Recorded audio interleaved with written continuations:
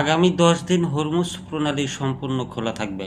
ইরানের পররাষ্ট্রমন্ত্রী যুদ্ধবিরতির সময়কালে হরমুজ প্রণালী বাণিজ্যিক জাহাজ চলাচলের জন্য সম্পূর্ণ উন্মুক্ত থাকবে বলে এক ঘোষণায় জানিয়েছেন ইরানের পররাষ্ট্রমন্ত্রী আব্বাস আরাঘচি। শুক্রবার আব্বাস আরাঘচি নিজের এক্স অ্যাকাউন্টে একটি পোস্টে ঘোষণা দেন। তিনি বলেন, লেবাননের যুদ্ধবিরতির মধ্যে হরমুজ প্রণালী সম্পূর্ণ উন্মুক্ত। লেবাননে 10 দিনের যুদ্ধবিরতির সময় এই প্রণালী দিয়ে সব বাণিজ্যিক জাহাজ অতিক্রম করতে পারবে। আন্তর্জাতিক বাণিজ্যের জন্য অত্যন্ত গুরুত্বপূর্ণ এই জলপথটি দিয়ে পণ্যবাহী জাহাজগুলো এখন কোনো বাধা ছাড়াই যাতায়াত করতে পারবে।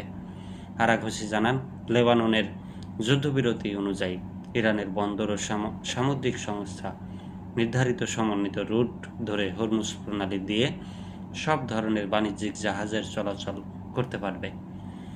যুদ্ধবিরতি পুরো সময়ের জন্য প্রণালী পুরোপুরি উন্মুক্ত রাখা হবে। লেবাননে যুদ্ধবিরতি কার্যকর করা ইরানের অন্যতম দাবি ছিল। যুক্তরাষ্ট্রের প্রেসিডেন্ট ডোনাল্ড ট্রাম্প বৃহস্পতিবার লেবাননে 10 দিনের যুদ্ধবিরতি ঘোষণা করেন। বাংলাদেশ সময় আজ শুক্রবার ভোর 3টা থেকে এই যুদ্ধবিরতি কার্যকর হয়েছে।